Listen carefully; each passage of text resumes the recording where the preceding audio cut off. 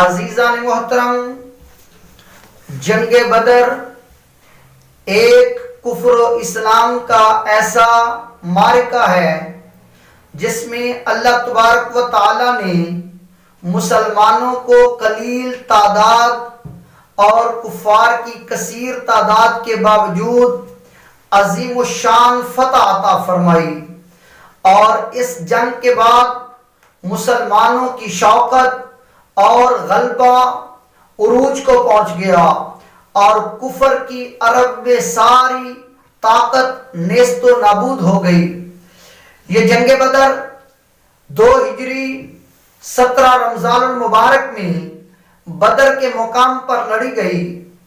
یہ جنگ اللہ تبارک و تعالیٰ کی نصرت و مدد، رسول اللہ صلی اللہ علیہ وسلم کی دعاؤں کا اثر اور آپ کی قیادت کا نتیجہ ہے کہ صحابہ کرام نے قلیل تعداد میں وہ بے مثال قربانیاں پیش کی جن کی قیامت تک مثال پیش کرنا مشکل ہے۔ آئیے جنگ بدر کا ایک پہلو وہ حضور علیہ السلام کا علم غیب ہے کہ اللہ تبارک و تعالیٰ نے اس جنگ میں جہاں پر بہت سے فیوز و برکات اور رسول اللہ کے معجزات کا ظہور ہوا، وہاں اللہ کے عطا کردہ علم غیب مصطفیٰ صلی اللہ علیہ وسلم کا بھی اظہار ہوا۔ اس کی 3 مثالیں احادیث نبوی صلی اللہ علیہ وسلم کی روشنی میں پیش کرنا چاہتا ہوں۔ پہلی مثال سنن ابی داود شریف، کنز العمال اور البدایہ والنہایہ میں یہ حدیث پاک موجود ہے۔ امام بہقی نے دلائل النبوت میں بھی نقل کیا۔ حضور علیہ السلام کی صحابیہ حضرت سیدہ ام ورقہ رضی اللہ تعالی عنہا حضور سے اجازت طلب کرتی ہیں کہ یا رسول اللہ، مجھے بھی جہاد پر بدر میں جانے کی اجازت دے دیجئے، اللہ تبارک و تعالی مجھے بھی شہادت کی موت عطا فرما دے۔ اس وقت ابھی تک پردے کا حکم نازل نہیں ہوا تھا۔ حضور علیہ السلام نے فرمایا کہ ری فی بیتی کی فَإِنَّ اللَّهَ يَرْزُقِ الشَّهَادَةَ، اے میری صحابیہ تم گھر میں ٹھہری رہو، اللہ تبارک و تعالیٰ تجھے گھر میں شہادت کی موت عطا فرما دے گا۔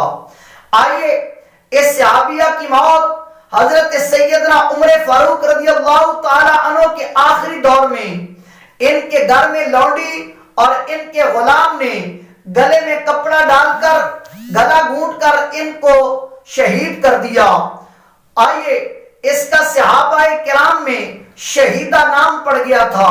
حضرت عبداللہ بن عباس فرماتے ہیں جب ہمارا دل چاہتا ہم کہتے آؤ شہیدہ کی زیارت کرنے کے لیے چلیں۔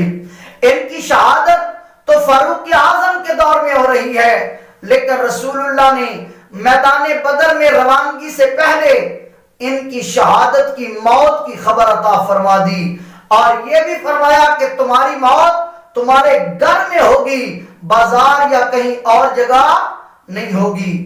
آئیے جب صحابہ کرام حضور علیہ السلام کی معیت میں میدان بدر میں پہنچے تو رسول اللہ صلی اللہ علیہ وسلم نے ایک دن جنگ سے پہلے 16 رمضان المبارک جمعرات کے دن صحابہ کو ساتھ لے کر میدان بدر کا وزٹ کیا۔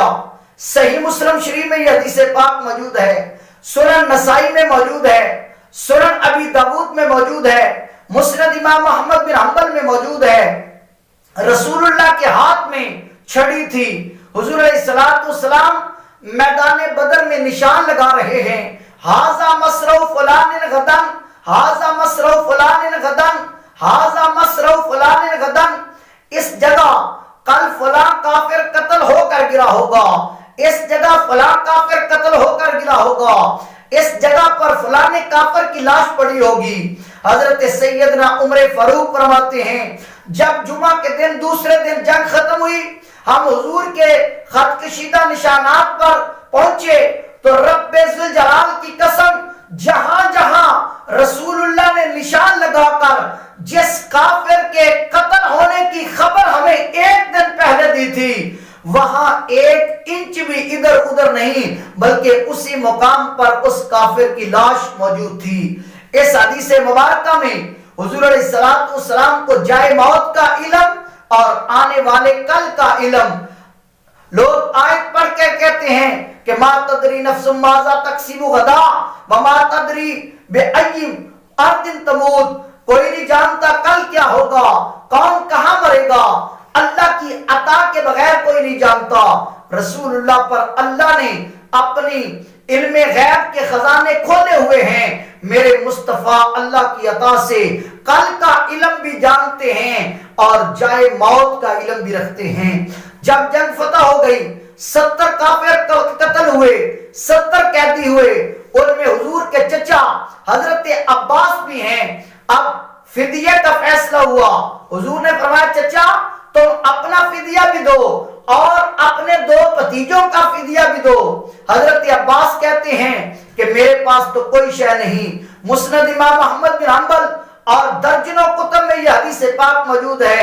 حضور نے فرمایا اے چچا مجھ سے چھپاؤ نہ، جب تم مکے سے چلنے لگے تھے کہ اپنے بند کمرے میں گھر میں میری چچی ام فضل کو ایک کمرے کی نکر میں تم نے لے جا کر سونے کی ایک ڈلیا دی تھی کہ اگر میں واپس آ گیا تو اپنے گھر کا نظام چلائیں گے، اگر میں قتل ہو گیا تو میرے بچوں میں اس کو تقسیم کر دینا، جاؤ جا کر وہ سونے کی ڈلیا فدیہ میں بھیج دینا۔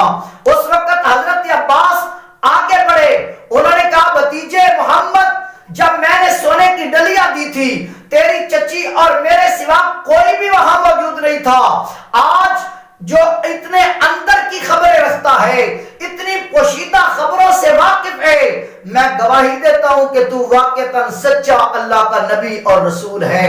آگے بڑھ کر کلمہ پڑھا اور حضور کے صحابی بن گئے۔ حضور کے صحابہ وہ تو علم غیب دیکھ کر ایمان لایا کرتے تھے، آج لوگ کلمہ پڑھ کر علم غیب نبوی کا انکار کرتے ہیں۔